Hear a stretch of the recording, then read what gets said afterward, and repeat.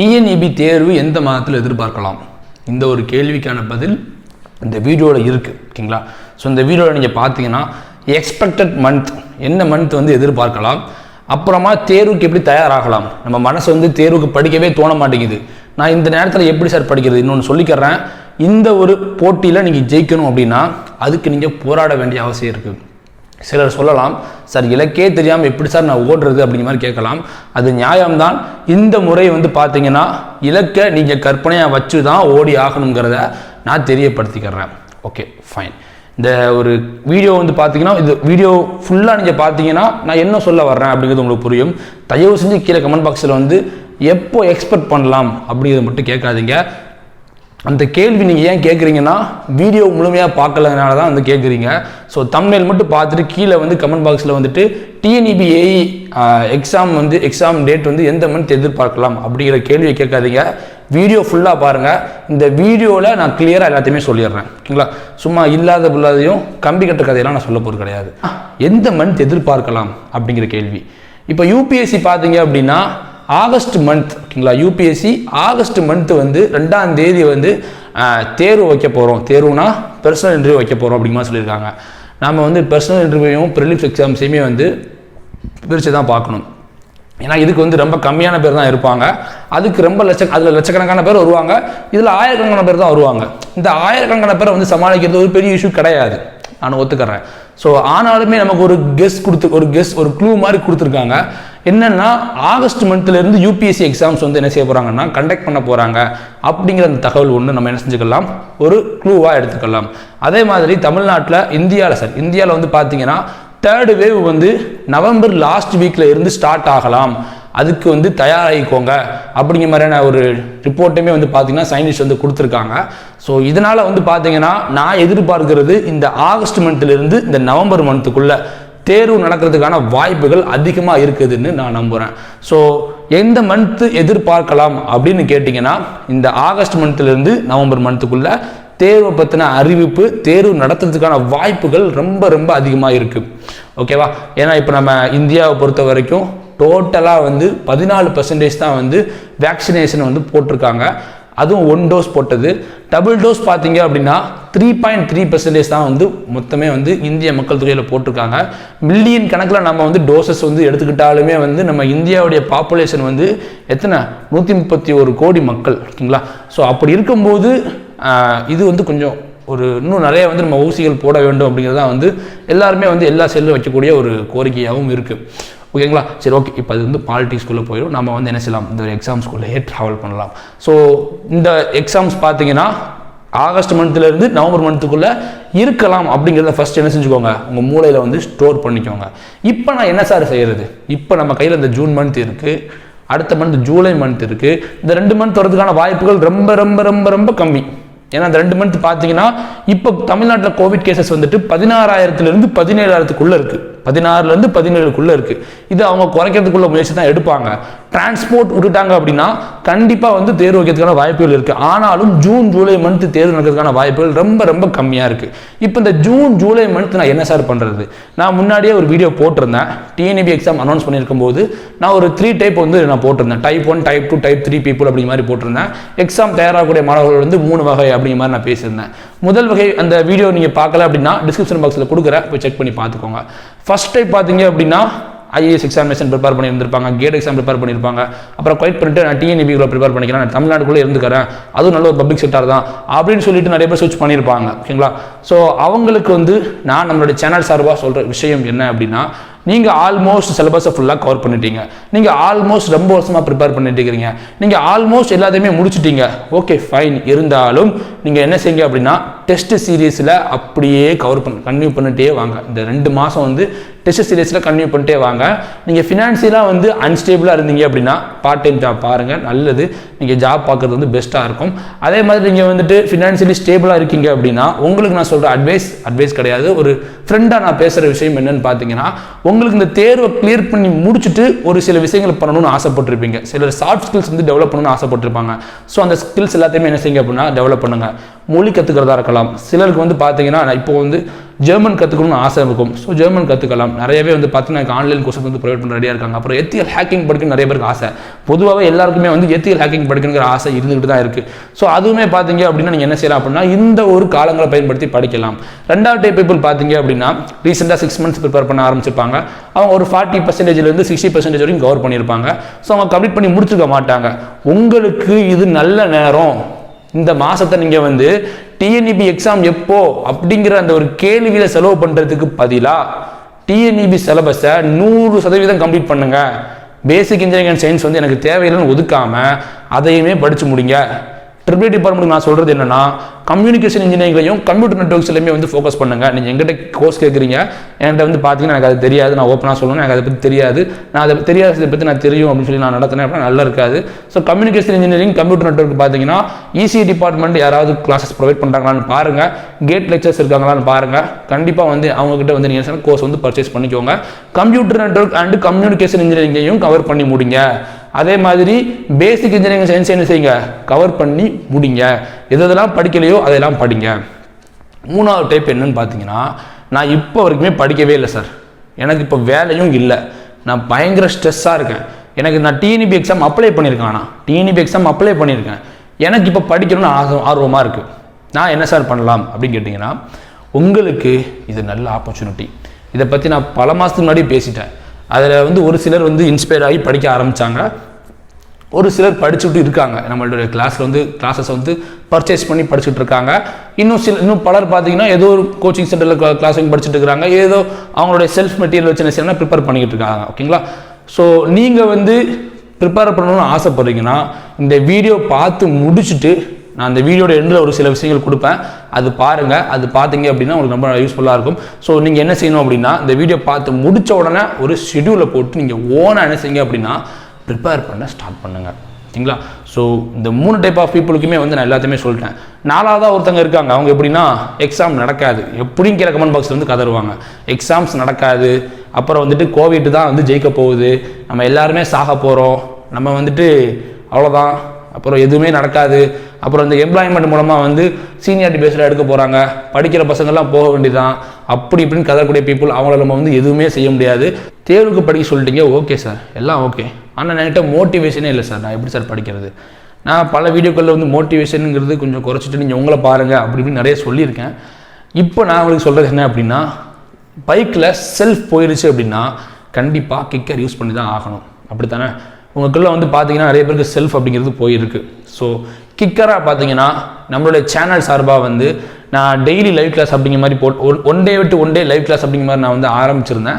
But live கிளாஸில் பார்த்தீங்கன்னா 6வது லைவ் வந்துட்டு டோட்டலாக டேமேஜ் ஆகிடுச்சு. 1.5 மணி நேரம் வீடியோ, என்னுடைய 1.5 மணி நேரம் எஃபோர்ட் போனதுனால பயங்கர டிப்ரெஸ் ஆகிடுச்சு. அதை வந்து நான் இப்போ அனலைஸ் பண்ணி தான் வச்சிருக்கேன். ஏன்னா அந்த வீடியோவில் வந்துட்டு ஆடியோ தனியாக இருக்குது, வீடியோ தனியாக இருக்குது. ஸோ அது வந்து யூஸ்லெஸ்ஸாக போயிடுச்சு. நம்ம நடத்தின கிளாஸ் எல்லாமே வேஸ்ட்டாக போச்சுங்கும் போது அது ஒரு ஸ்ட்ரெஸ்ஸை கிரியேட் பண்ணும். ஸோ அதுக்கப்புறமா நான் என்ன பண்ணேன் அப்படின்னா நேற்று வந்து இன்ஜினியரிங் மேக்ஸ்க்கான கிளாஸ் வந்து நான் ப்ரொவைட் பண்ணியிருந்தேன். நேற்று ஈவினிங் 7 மணிக்கு ப்ரீமியர் ஆகலை கிளாஸ். அதுக்கான காரணத்தை நான் சொல்லிடுறேன், ஓப்பனாக சொல்கிறேன். நான் அந்த இன்ஜினியரிங் மேக்ஸ் கிளாஸுக்கு வந்து கிளாஸ் எடுத்து அதை ரெக்கார்ட் பண்ணி முடித்து அதை எடிட்டிங் பண்ணி அதை அப்லோட் பண்ணி SEO ஒர்க் எல்லாமே முடித்து அது எல்லாத்தையுமே முடிச்சுட்டு அடுத்து எலக்ட்ரிசிட்டிக்கு வந்து பார்த்தீங்கன்னா அந்த கண்டென்ட் எல்லாமே தேடுறது, நிறைய மெட்டீரியல்லேருந்து ரெஃபர் பண்ணுறது எல்லாத்தையுமே பண்ணி முடிக்கிறதுக்குள்ளே பார்த்தீங்கன்னா நான் முந்தானத்து நைட்டு இல்லை, காலையில் 4 மணிக்கு தான் தூங்கினேன். ஸோ நேற்று பார்த்தீங்கன்னா எனக்கு அவ்வளோ உடலில் பிரச்சனைகள் ஏற்பட ஆரம்பிச்சிருச்சு. அதனால் தொடர்ந்து என்னால் வந்து கிளாஸஸ் வந்து போட முடியாமல் போயிடுச்சு. அதுவும் இல்லாமல் நமக்கு பெய்டு ஸ்டூடெண்ட்ஸ் வேறு இருக்காங்க. ஸோ அவங்களுக்கு வந்து பார்த்தீங்கன்னா கிளாஸஸ் வந்து ப்ரொவைட் பண்ண வேண்டியிருக்கு.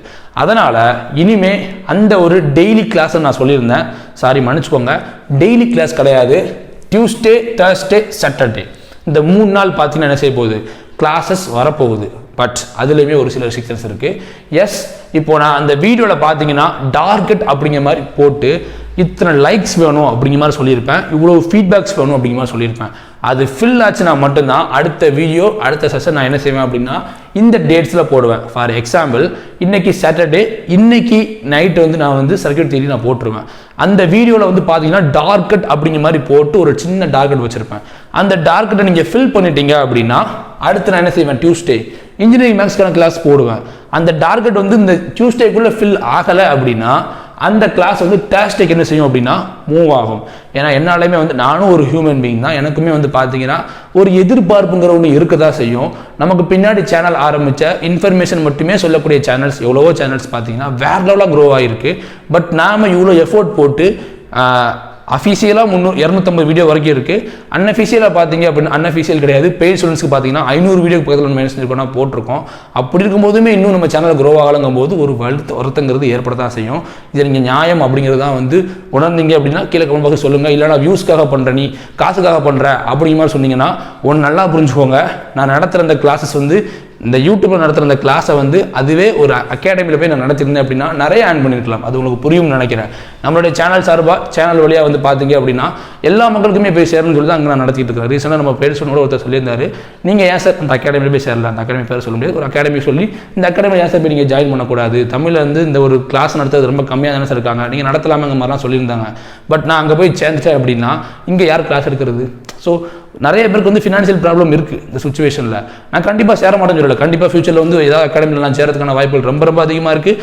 ஆனால் இப்போ நான் ஏன் சேரலை அப்படின்னு கேட்டிங்கன்னா, இந்த கோவிட் லாக்டவுன் பீரியடில் ஒரு சிலரால் வந்து நிறைய காசு கொடுத்து படிக்க முடியாது, அவங்களும் படிக்கணுங்கிறது அந்த ஒரு கொள்கைக்காக தான் வந்து பார்த்தீங்கன்னா இந்த கிளாஸ் வந்து இந்த நேரத்தில் நான் வந்து எனக்கு பெரிய ரெவன்யூ கிடைக்கலாம் கூட நான் கிளாஸ் நடத்திக்கிட்டு இருக்கேன். என்னோட ரெவன்யூ பற்றி உங்களுக்கு தெரியணுமா? ஒரு விஷயம் கிடையாது, இந்த சைடில் வருது பாருங்கள்.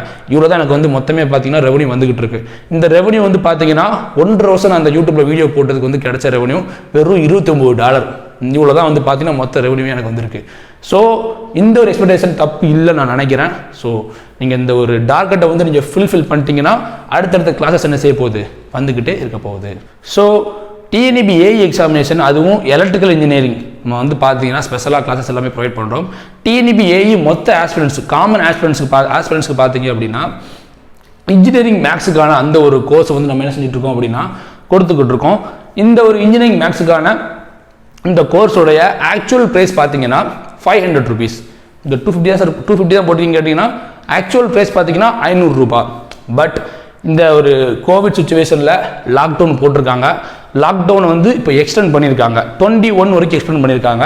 அதனால் பார்த்தீங்கன்னா ஜூன் 14 இல்லை, ஜூன் 21க்குள்ள இந்த இன்ஜினியரிங் மேக்ஸுக்கான கிளாஸை வந்து நீங்கள் பர்ச்சேஸ் பண்ணீங்க அப்படின்னா ₹250 மட்டும்தான். ஓகேவா? இதில் வந்து பார்த்தீங்கன்னா 120க்கும் அதிகமான வீடியோக்கள் வந்து இருக்குது. ஸோ இந்த ஒரு கோர்ஸை வந்து நீங்கள் என்ன செய்யலாம் அப்படின்னா பர்ச்சேஸ் பண்ணணும் அப்படின்னா நான் லாஸ்ட்டில் சொல்கிறேன் எப்படி பர்ச்சேஸ் பண்ணுறதை பற்றி. இந்த கோர்ஸ் நீங்கள் ஜாயின் பண்ணுறதுக்கு முன்னாடி தயவு செஞ்சு என்னுடைய டெமோ கிளாஸ் பாருங்கள், நான் எப்படி நடத்துகிறேங்கிறத பாருங்கள். நடத்துகிற விதம் உங்களுக்கு பிடிச்சா மட்டும் என்ன செய்யணும், ஜாயின் பண்ணுங்கள். இன்ஜினியரிங் மேக்ஸுக்கான அந்த டெமோ கிளாஸ் வந்து நியூமெரிக்கல் மெத்தட்ஸ் இருக்குது, அப்புறம் வந்து லேப்லாஸ் ட்ரான்ஸ்ஃபார்ம் இருக்குது. அது ரெண்டுக்கான பிளேலிஸ்ட்டை என்ன செய்யறேன்னா கீழே டிஸ்கிரிப்ஷன் பாக்ஸில் கொடுக்குறேன். ஓகேவா? போய் செக் பண்ணி பார்த்துக்கோங்க. அதே மாதிரி எலக்ட்ரிக் சர்க்யூட், இந்த எலக்ட்ரிக் சர்க்யூட்டுக்கான கோர்ஸை நீங்கள் பர்ச்சேஸ் பண்ணணும் ஆசைப்பட்டீங்க அப்படின்னா சேம் ஜூன் 21க்குள்ள நீங்கள் பர்ச்சேஸ் பண்ணீங்கன்னா ₹250 மட்டும்தான். இதுக்கான டெமோ கிளாஸ் பார்த்தீங்கன்னா டிசி டிரான்சியன்ட். இந்த டிரான்சியன்ட் தான் பார்த்தீங்கன்னா நிறைய பேருக்கு குழப்பமாகவே இருந்துகிட்டு இருந்துச்சு. இந்த 2 கிளாஸுமே நான் பப்ளிக்காக தான் நடத்தியிருந்தேன். பட் இப்போ பெய்ட் கிளாஸ் வந்த உடனே வந்து ஒரு சில சின்ன தவறுனால வந்து அதை நான் வந்து பெய்டுக்குள்ளே கொண்டு வந்ததுனால அது வந்து பப்ளிக்கில் இருந்து அன்லிஸ்டட் ஆயிடுச்சு. ஓகேங்களா? இப்போ நான் பப்ளிக் பண்ணிட்டேன். ஸோ இந்த வீடியோவே இந்த வீடியோவே என்ன செஞ்சுக்கோங்க, செக் பண்ணி பார்த்துக்கோங்க. ஓகேங்களா? ஃபைன். இந்த வீடியோ போடுறதுக்கு இன்னும் ரொம்ப முக்கியமான ஒரு விஷயம் என்ன அப்படின்னா, நம்மளுடைய சேனலில் ஆல்ரெடி பெய்டு ஸ்டூடெண்ட்ஸ் எல்லாருமே எதிர்பார்க்கக்கூடிய பவர் எலக்ட்ரானிக்ஸுக்கான அந்த கோர்ஸை வந்து இன்னையிலேருந்து ஸ்டார்ட் ஆகுது. எஸ், நீங்கள் நியூ கமராக இருக்கீங்க அப்படின்னா, ஓகே, நீங்கள் ஆல்ரெடி பெய்டு ஸ்டூடெண்டாக இருக்கீங்க அப்படின்னா உங்களுக்கான ப்ரைஸ் என்னங்கிறத வந்து நான் நம்மளுடைய ப்ரைவேட் குரூப்பில் சொல்கிறேன். ஓகேங்களா? நீங்கள் ஜான் பேஜில் மட்டும் ஜாயின் பண்ணிருக்கீங்க அப்படின்னா இந்த பவர் எலக்ட்ரானிக்ஸுக்கான கோர்ஸ் ப்ரைஸ் கண்டிப்பாக உங்களுக்கு தெரியும், ஆர்வம் இருக்கும் நம்புகிறேன். ஸோ இந்த பவர் எலக்ட்ரானிக்ஸுடைய மார்க்கெட் ப்ரைஸ் பார்த்தீங்கன்னா 2000லேருந்து செல் பண்ணிகிட்டு இருக்காங்க.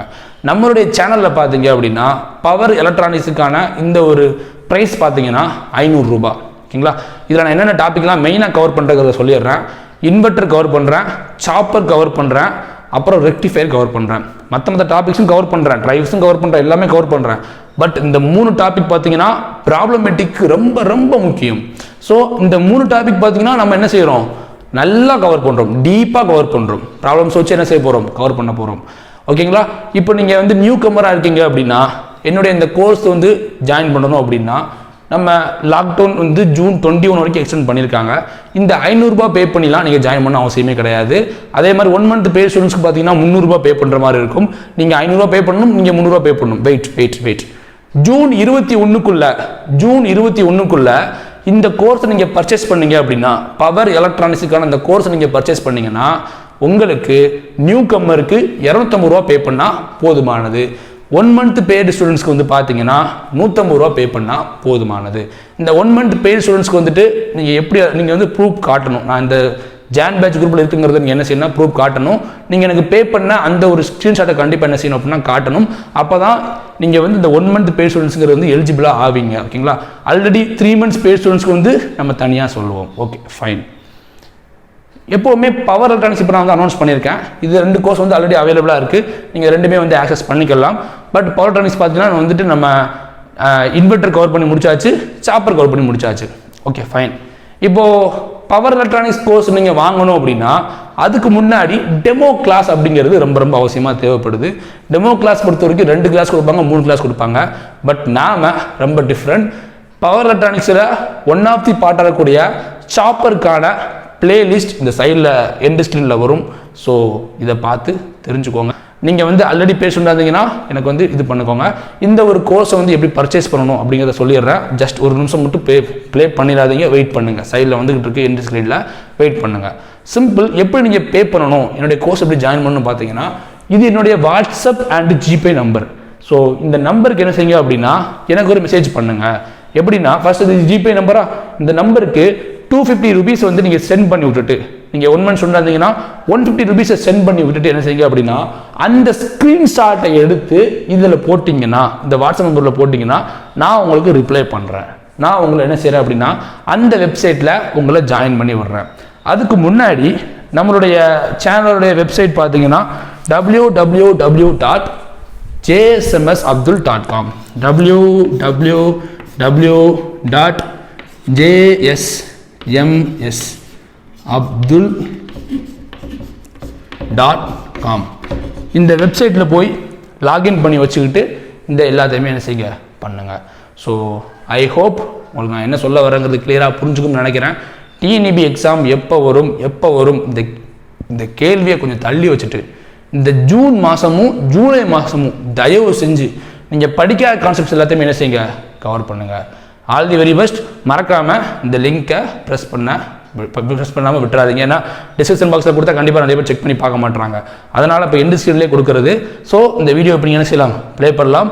All the best.